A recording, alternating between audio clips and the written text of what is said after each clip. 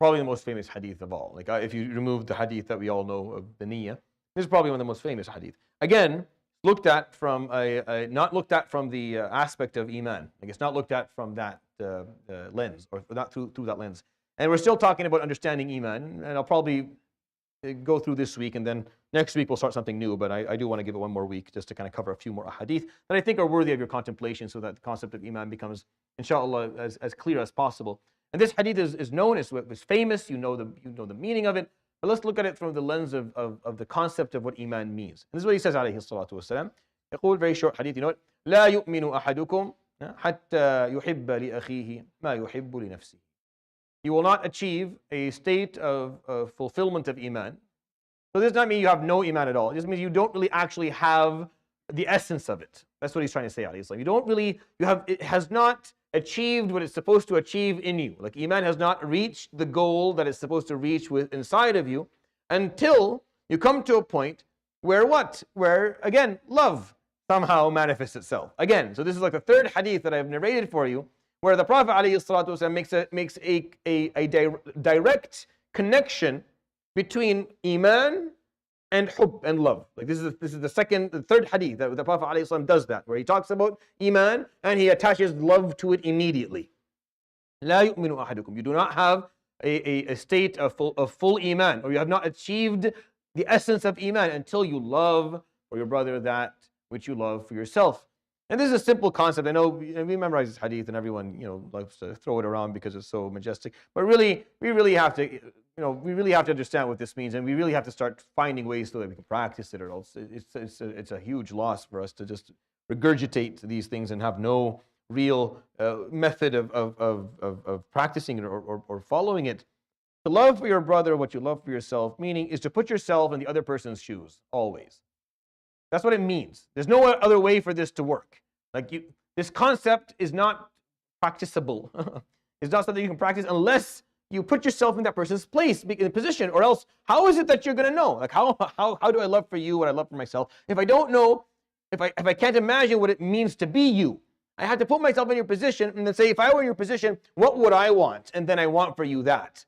Because we are different people. I can't want for you what I want for myself, or want for myself what I want for you, because we're different. We want different. Yes, the general stuff. Yes, I want health for you. I want wealth for you. I want a long life and family and a happy marriage and a great akhirah. Those are the general stuff. But if we're going to become a little bit more detailed or go down the nitty gritty of things, in order for me to actually love for you what I would love for myself, I have to be able to put myself in your shoes for a moment. I have to be able to do that. And that on its own, that's most of the whole thing.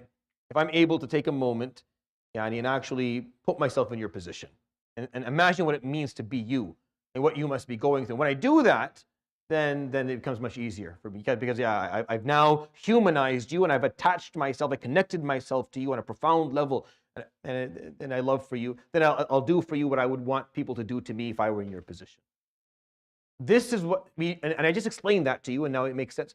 But he's directly connecting that to Eman.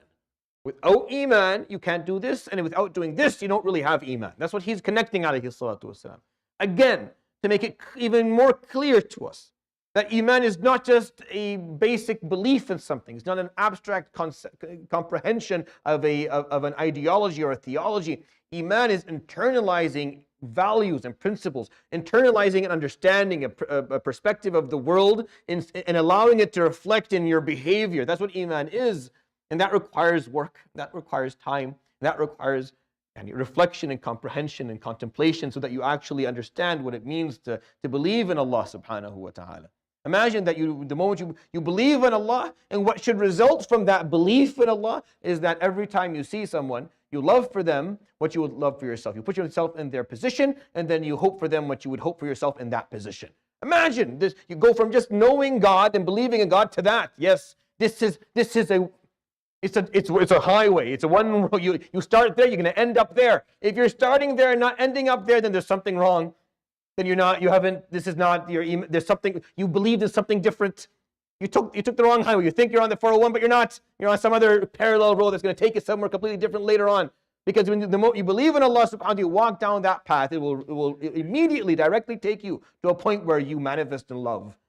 And you love for people to be well, to be happy and to do just the way you love to be well and to be happy and if there's a discrepancy between Iman and that, then there's something wrong. The recipe was wrong. You didn't use it right. And that's what he's explaining to us, alayhi salatu wasalam. It's a direct correlation between this loving for others the best and being a mu'min. Being a mu'min, having Iman inside of you. Direct correlation. It's very, very profound. The profound piece for me is not really the selfless or the altruism in the hadith, which is, you'll find that in every, it's the fact that he correlated it, sallallahu alayhi wa sallam, with Iman. He said, no, this is your Iman. You're not mu'min without that. That to me is okay. Because I don't see, up front you don't see why? I believe in you, Ya Rabb, I love, you believe and you love, there. Love for them, you love for them, what you love for, no? Then you don't really understand me yet. You don't understand me yet. No, you're not close to me yet. If you don't love for them what you would love for yourself if you're in their position, then you don't know me yet. You don't even know me yet. SubhanAllah. This is what he's teaching. I think this is really where we have to kind of take time and reflect. يروي الشيخان فيما اتفقا عليه من حديث أنس ابن مالك رضي الله عنه قال النبي صلى الله عليه وآله وصحبه وسلم لا يؤمن أحدكم حتى يحب لأخيه ما يحب لنفسه. صدق رسول الله صلى الله عليه وآله وصحبه وسلم. سبحانك اللهم وبحمدك لا إله إلا أنت أستغفرك وأتوب إليك. وصلى الله وسلم وبارك على نبينا محمد وعلى آله